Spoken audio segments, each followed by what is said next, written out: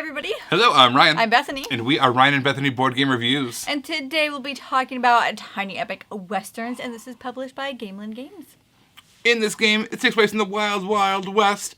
It's got worker placement, but what would the Wild Wild West be without? Will Smith. No, poker. Oh. Poker, there's poker. Oh, no, yeah, that makes a lot more There's not Will Smith in this box, but there is poker. It makes a lot more sense, yeah. Let me show you how to play. All right, so here is our board setup for Tiny Epic Western. Basically, we have our 6 different locations around the board. We're set up for a 4-player game here. Each player color, we've got yellow, green, blue, and red over here. And then we have the town hall and the sheriff's office, which are not owned by any one player. All right, so I wanted to kind of set this up together so that way you kind of saw it all develop. All right, so each one of these locations is going to get a building in front of it, with the exception of the town hall. So I'm going to put that out there real fast.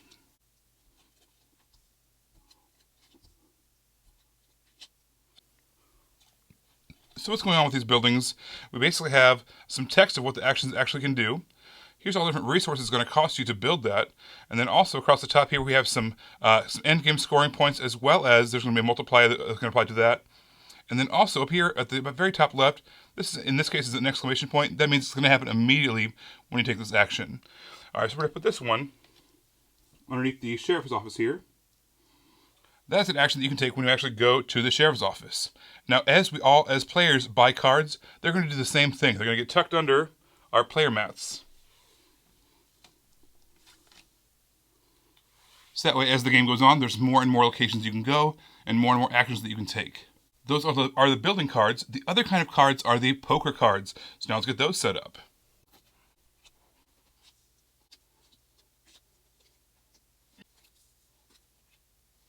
Between each one of those locations is going to be a card. And then also, if you noticed, there was a spot called the Rivals card. They have a card face down. We might be playing against the town itself. All right, so let's put those back. Every player is also going to get 2 of those poker cards. And you're going to flip them over, and you're going to look and decide which one you want to keep. What we're going to do is we're going to play 3-hand poker with the cards in between each location. So for instance, on either side of the blue building here, we've got a 5 of those, skulls, and a 1 of those skulls. So maybe it would be a good idea for us to choose this 5, because then we'd have a pair of 5s with a 1 kicker in poker terminology. But then again, over here on the red building, we've got a 4 and a 1. If we kept the 4, that way we'd have a pair of 4s. Maybe over here in this building, for the sheriff's office, we have a 4 and a 2. So again, maybe a 4 is better in that case. Nothing's really going to help us here. We've got, in the yellow building, we've got a 1 and 2 on either side. Those wouldn't really help us. Same thing over here. You've got a 4, maybe get a 4 pair, and a 5 over there. So the 4 is going to not win us, but give us a good hand on 3 of the spots, and then the 5 is going to give us a good hand on 2 of the spots. So in this case, maybe the 4 is better.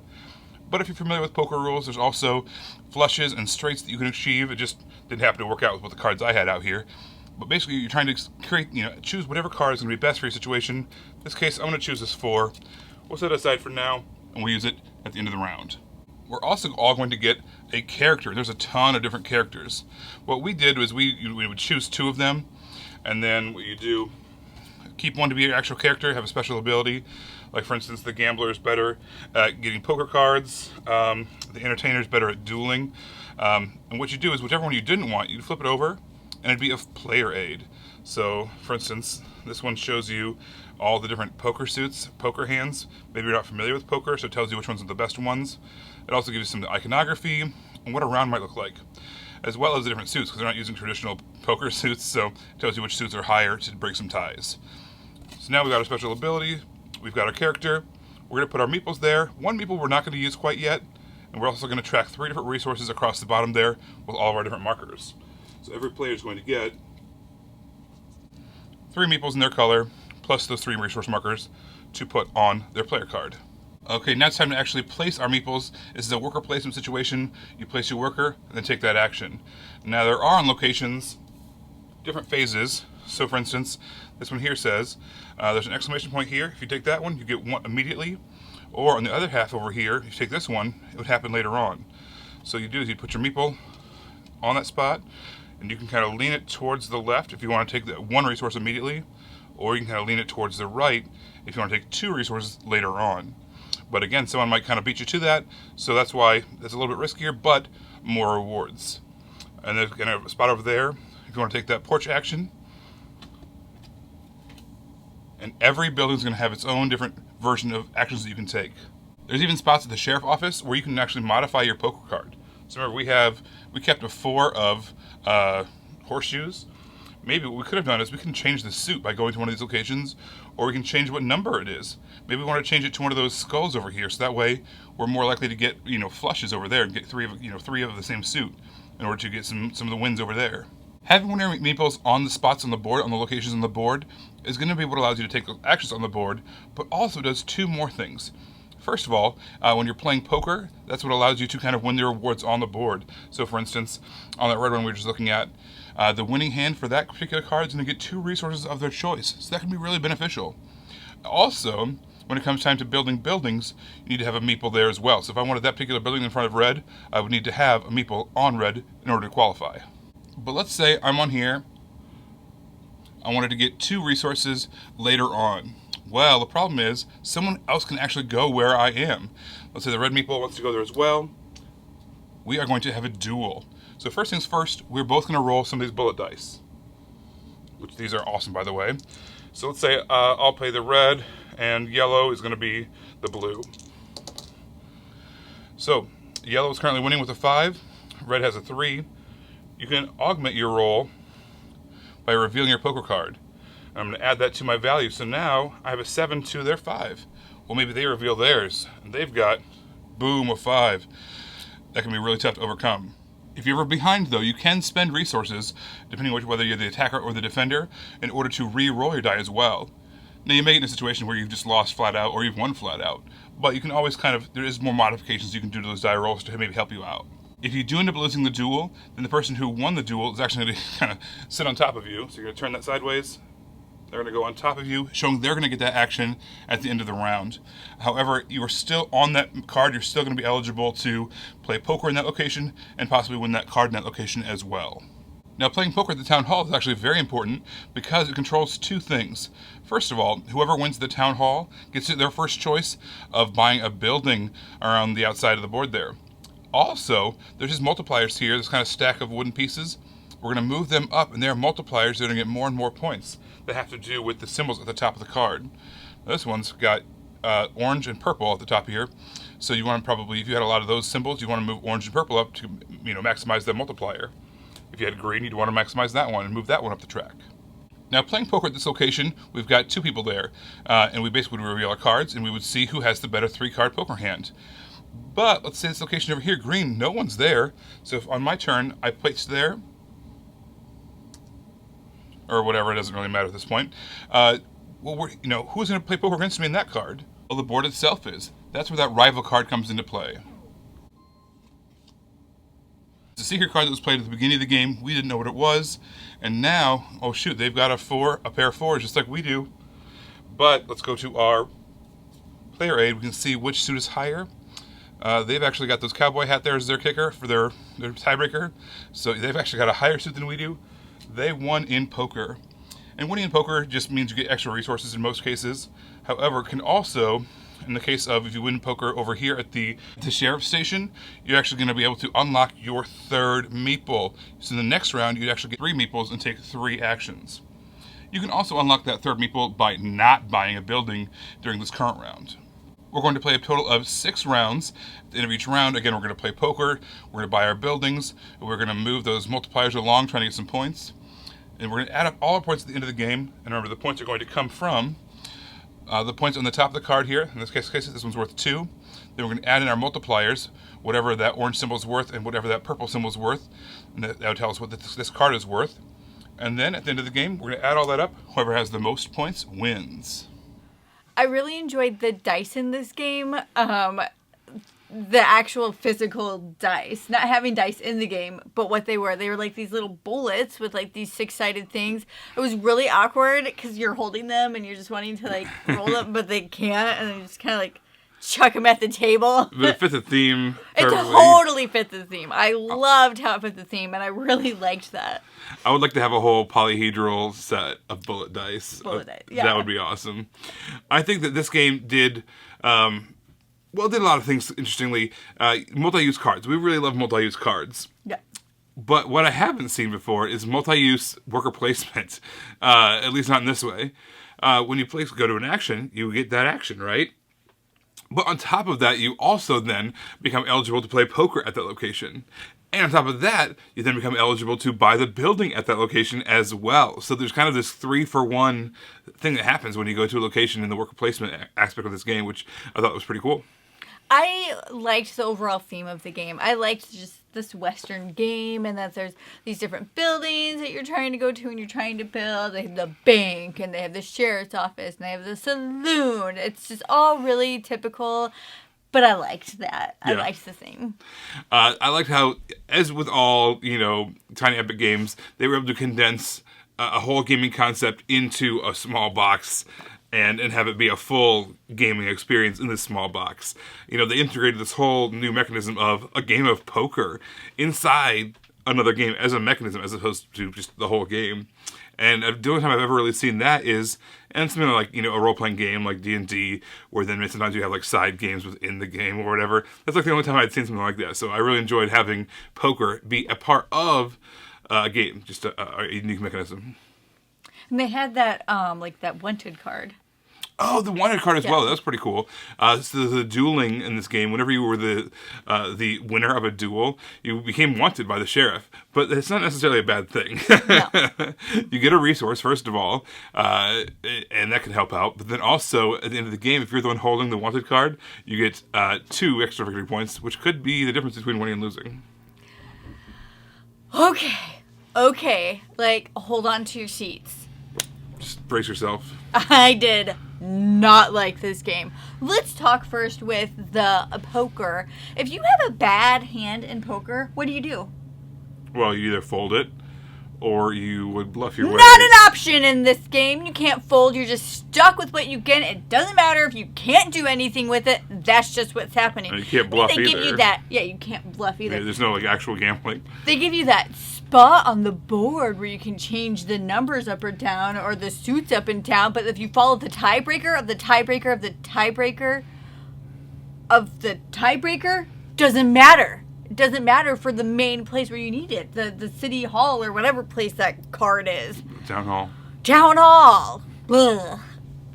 Yeah, there was some really confusing tiebreakers. There's tiebreakers for buildings, tiebreakers for poker, tiebreakers for the town hall that are different from the other locations and the other tiebreakers. If there's that many tiebreakers, there's a problem. Yeah. I mean, I felt like what you're working toward, these goals that you're working toward, just seem kind of nebulous. Like you're buying all these cards that have these symbols across the top in hopes that when you play the poker, you get to move your symbols across the top higher and higher. This is a big source of income, big source of points. But you also are in the situation where you're not necessarily going to get what you need because this random card might completely throw you off, and then the whole strategy you've been going for the whole game is kaput. Yeah. Blah. Speaking of kaput, and it doesn't matter, the character cards. Sometimes we found that they couldn't interact. It didn't. Ryan had this card. You know what? I'm just going to let Ryan talk about it because it affected him. I was upset while it was happening to him because I'll get to that in a moment. Yeah, I mean, well, you won the game because your character was useful and my character wasn't. Basically, yeah. We've played this multiplayer as well as two-player. Two-player is kind of our jam, That's where the majority of our plays happen is two-player. And in this scenario, I was, you get to the character cards, and you get to, it says do it randomly or choose them. The way we've kind of gotten around that is you deal everybody 2. Love letter style. Yeah, and then you choose one of them and you turn the other one over and use it as the player aid, which works out really great. Yeah, and we try to play a lot of the characters, by the way. It's not like we just play the one. We try to... Right. Yeah. But in this particular random mix-up scenario, both of my characters had to do with dueling. Well, in a 2-player game, you don't really interact all that much. We didn't duel once a single part of the game. Not once. So, obviously, I didn't get any extra goodies out of my character whatsoever. But I was. And you were. You had a great character that was giving you all kinds of resources, and she carried away. Not because she did a bad job. I'm not saying I'm trying to take away the win. No. I'm just saying it could have been closer, perhaps. And it could have been competitive instead of me just taking it. Yeah. Yeah. It just, overall, this game wasn't fun. Like, every time we played it, when we were about halfway through, I was like, oh my gosh, can we just stop? Like, if we didn't not have to, but if we weren't reviewing this, I would have just got up from the table and walked away. Like, I did not enjoy this game. You're trying to do something, and you can't. And it's not like, there's games where there's luck involved, and it's silly fun, but when the game's like, here, plan for this, but you need this, and you don't have any control over this. What? I mean, I think that I liked it a little bit more than you. I think there were some interesting things in this box, some things that I hadn't seen before, some worker placement, some cool, interesting worker placement. The poker was a great idea, maybe not implemented so well, but having it there was fun, and the theme was cool, and as always, the production quality was great. But at the end of the day, is the game fun? And like you said, we didn't have a great time playing this one. Not at all. But there is good news, everybody, and that will be at the very end for our pounds and inches segment. So until then, make sure to subscribe so you can see our videos as they come out. You can also find us on Facebook. We're Ryan and Bethany Board Game Reviews. You can find us on Twitter. We're Ryan and Bethany 1. And lastly, we are on Instagram under Ryan and Bethany. All right, you guys, thanks for watching. We'll see you next time. Bye. Bye.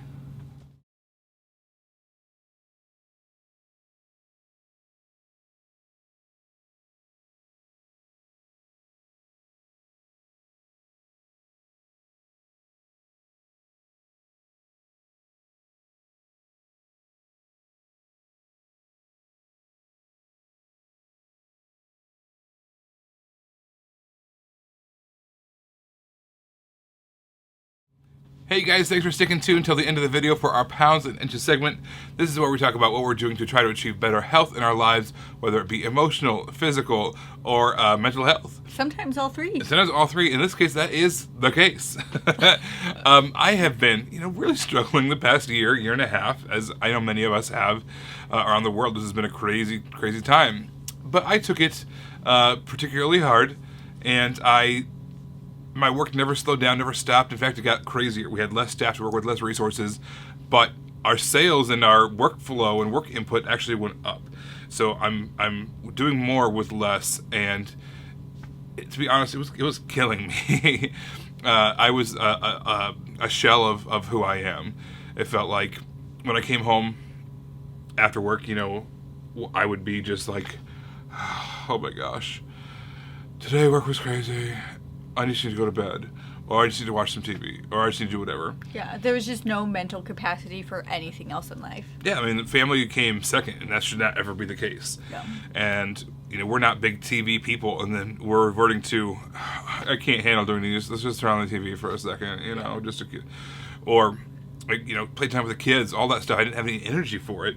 The channel itself, it felt like work sometimes. And this should be fun. Talking about games with you guys and with my beautiful wife should be fun. And it didn't feel like fun for some of that time. It felt like a grind because I had nothing left to give, but I still had to give. Yeah. So, all that being said, I've been kind of hinting at this for a little while. There's been some light at the end of the tunnel, that kind of stuff. I have officially become a stay-at-home dad. And so this took a whole lot of thought and a whole lot of planning, and there's still, I'm still working in various capacities, not only for the channel, but in other ways as well. So it's not like I'm just like being a bum or anything like that. Well, you know that being a stay-at-home parent is not being. And that is, I've been doing it for about a week now, and I've definitely learned that. I have so much respect for stay-at-home parents. I always did, but even more so now that I am one. There's just so much behind the scenes that you don't see, that you don't think about, that it, is now on your shoulders. And I've really been enjoying spending time with the kids. I've been enjoying spending time on working on the channel. I've been enjoying reconnecting with some friends and stuff that I haven't had a chance to talk to in a while. Well, not just that, but Ryan has slept this week. And as his wife of coming up to 11 years, he just doesn't sleep. I really don't. He did. He has slept, through the night. Like, you just don't understand that. I'm talking like 7+ hours, which yes. I was usually doing 5 or 6. Yes. And I know that there's lots of connections to sleep and health. So and then you're just eating less because it's not in our budget for fast food. Yeah, I mean, there was times out there when I was so stressed out that I need food. I need food right now, and it needs to be the worst kinds of food. You know, Yeah. the kinds of foods that you get immediately are never the kinds of foods that are the best for you.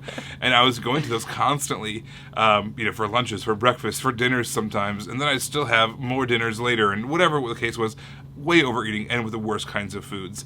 And now that's flat out just not in our budget anymore. Yeah, it's like it's not there. And I'm really enjoying cooking again. I used to enjoy cooking, and I haven't done it for so long because haven't had the time, and then I've been eating fast food. So what's the point of cooking? And yes, I've already seen some slight results in that regard as well. I've been able to move around a little bit. Being trapped behind a desk is so hard. But when you're running around cleaning stuff and following the kids around, and every day we have a little bit of outside time, all that's been really good for my body and for my brain. And the truth of it is, when you have children, the majority of their lives and the majority of your life, your children will not be living with you. And so this is very finite time, and now Ryan gets to participate in that time instead of just being like an outsider looking in on that. So that's really exciting. Yeah, every once in a while, Bethany used to have days off during the week, and she would send me pictures of the girls and her going for a walk on the bike path or whatever, and I was just always just like so sad and so jealous of those experiences that I wasn't getting to have with the girls. I wasn't trying to like rub it in his face or anything. I was trying to like bring him in on the moment. Yeah, and I loved that, but it's it's just was like I am sacrificing that for typing. And so many things have happened this past week that really just like line up in confirmation that yes, this was 100% the right choice to make. We'll have like different scary things, but we're gonna. Yeah, we can't. I mean, if a water heater breaks or whatever, guess what? We're having cold water. Yeah. Yeah. No, we plan better than that. But still, it's like it's we just, our budget is very thin. Yeah, it is. But it's gonna be great. And as Ryan has been telling our girls for the past month, less stuff, more us. More experiences, more family. Yeah, it's going to be great. Everybody, thank you so much for staying tuned. Yeah, thanks for the longest Pounds and Inches segment ever. Yeah. Big announcement. Yeah, I'll be doing more for the channel, hopefully. Not as much as I want, because I want to be doing family stuff too. But there will be some upgraded attempts that I'm going to try to make our channel even better throughout this being at home. Yeah. Everybody, thank you so much. We will see you next time. Bye, everybody. Bye.